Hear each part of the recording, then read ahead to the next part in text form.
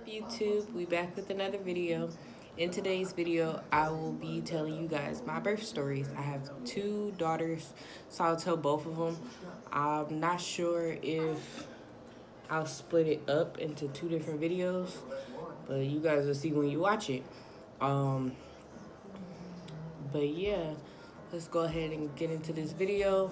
Make sure you guys like, comment, and subscribe. And yeah, enjoy this birth story. Okay, so I'm gonna give you guys a little bit of a backstory of like my pregnancy before I go into the story. But my pregnancy for my firstborn, it was okay, wasn't too bad. I was sick the whole time. I typically am sick the whole time because I was sick the whole time with my second daughter as well. Just with my second daughter, it wasn't so much in the beginning. But I have an incompetent cervix, so I have to get a cerclage. So I'm high risk, so I have to go to the doctors more than other people that's pregnant or whatever. But I can make another video about that. I'm not going into the cerclage and my experience with the cerclage. I'm just letting you guys know that I did have to have that done and that it's a little different. Okay, so my first daughter was born on March 3rd, 2020. On March 2nd,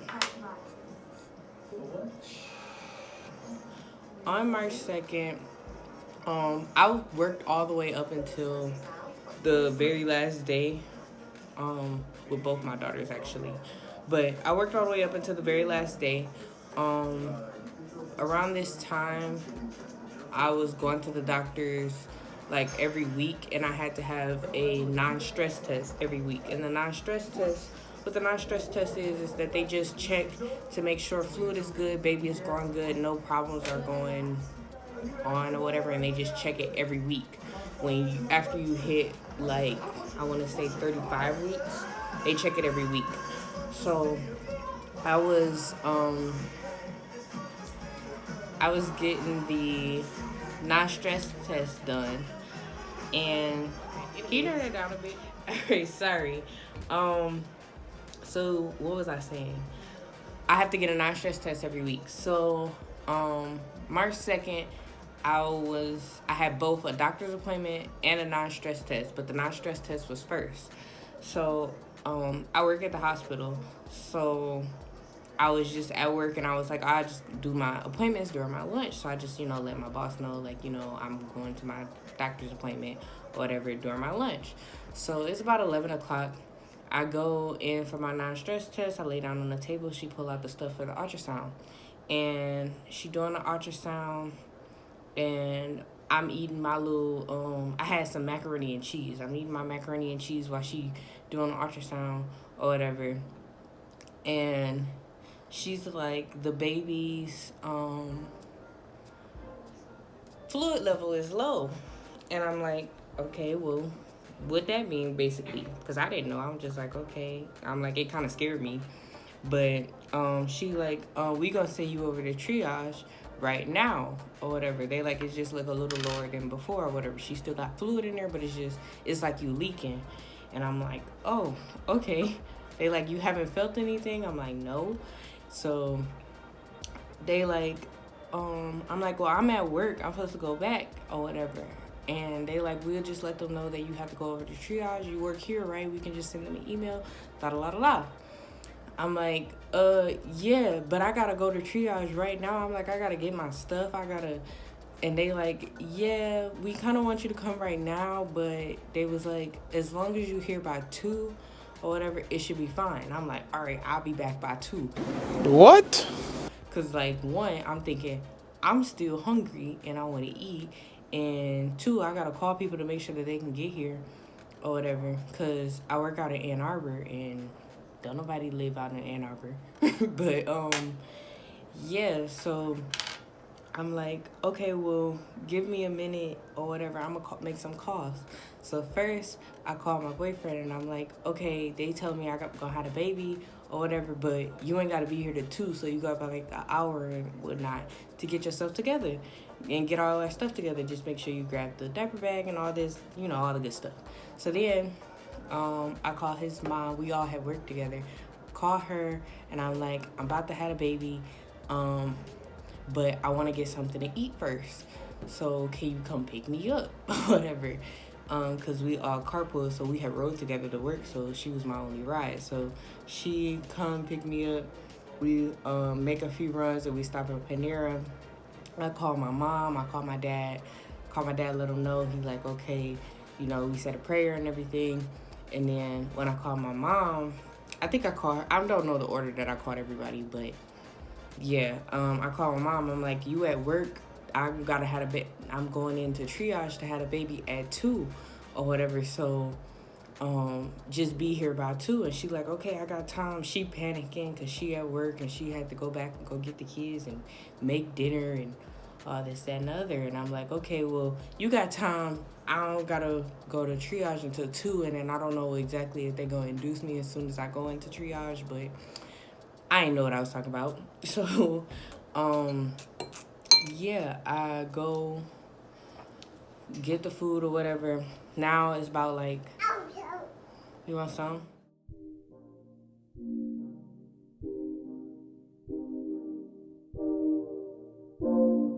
As I was saying, it's about 2:00 now.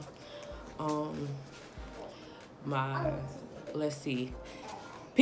My boyfriend and his dad and his sister all made it there before I even made it to the triage or whatever, because I guess they were rushing, but they got there before I did. So they was calling me while we at Panera, like, where we go, and I'm like, I'm not even there yet, so just wait there, and when I get there, we can just all go in together. So we go to the hospital.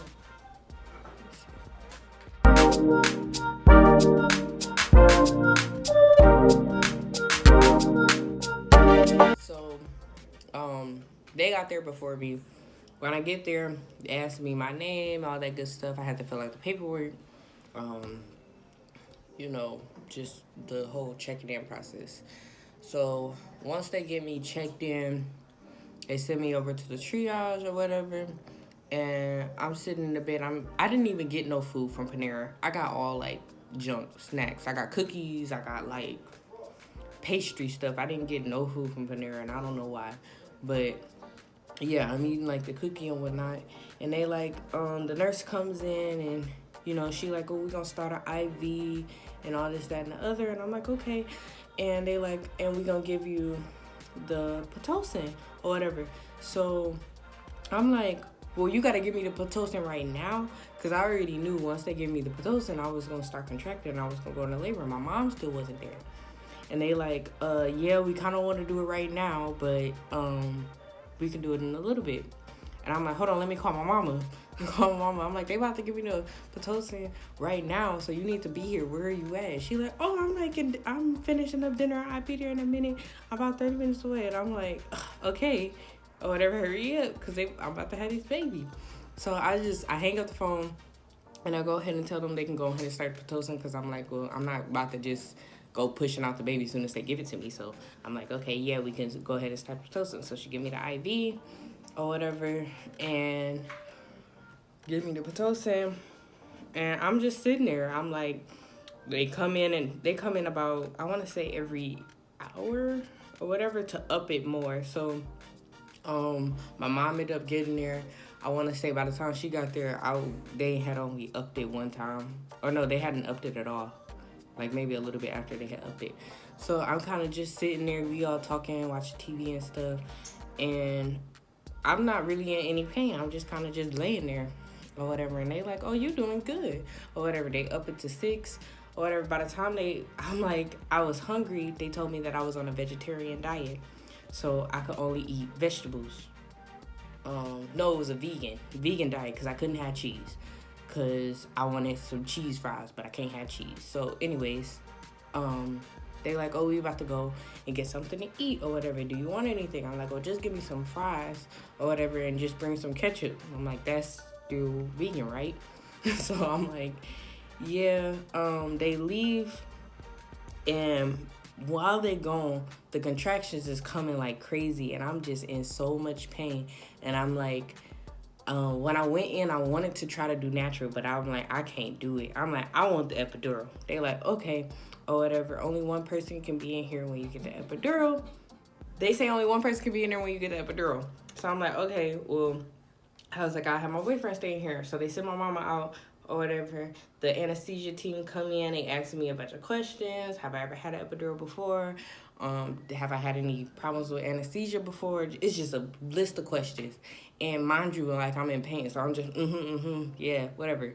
So then they like, okay, you gonna sit on your back. I mean, not on your back. You can sit on your butt with your back facing us and put your knees on your boyfriend or whatever. And he was sitting on the chair, so my feet is on his knees, and I'm sitting there waiting for them to put this anesthesia in.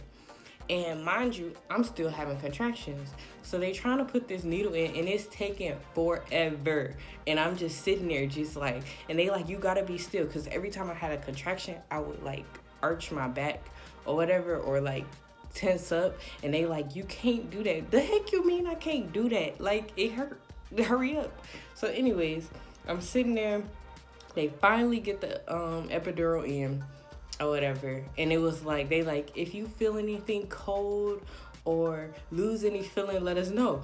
And I got scared because as soon as they got it in there, I felt a cold sensation just go down the whole right side of my leg, and I'm like, oh my god, I'm about to be paralyzed. And I'm like, I feel something cold. And they like, okay. And then they like, can you feel this or whatever? And I'm like, yeah, or whatever. Like, I can feel you touching me, but it's not like bad or whatever. Anyways, yeah, it was nothing wrong with me. I was just tripping. But yeah, they got the epidural in, and I was good after that. Highly recommended. I felt fine. I was able to go to sleep and yeah, finish the whole laboring process. So probably after they gave me the epidural, maybe about like an hour later, they like, do you feel like we need to check you or whatever? And I'm like, yeah, I guess so. I'm like, I feel something, but I just figured it would be pressure anyway. So they check me, and I'm at 10 centimeters, and I'm like, oh, okay, so it's time to push. And they like, yeah, or whatever. So I'm sitting there waiting for all the doctors and stuff to come in, and I'm like, okay, well, they was like, well, when you feel pressure, you can push. And I was like, you said when I can feel pressure, I can push, like right now? And they like, yeah, you could try right now. And I guess they thought I wasn't gonna be able to push or whatever. So I'm like, okay. And I pushed, and they like, wait. The doctor not in here yet. Wait, or whatever. They like, so I'm waiting or whatever. Then they get situated, and the doctor come in, and they like, okay, now you can push. She came out one push, just, well, I guess it was two. But she just came out or whatever, you know, suctioned her up. And I thought I was going to cry because, I don't know, but I didn't. I didn't cry with her. Like, you know, when they put the baby on your chest or whatever, I was happy, but I just wasn't emotional, I guess. I don't know. But, yeah, like I had her, and we was in the hospital for, how many days was we in the hospital? 2 days, 3 days? 2 days. 2 days. She was born at midnight, 12:34, so it seemed like 3 days. But yeah, that was my birth story for my first one.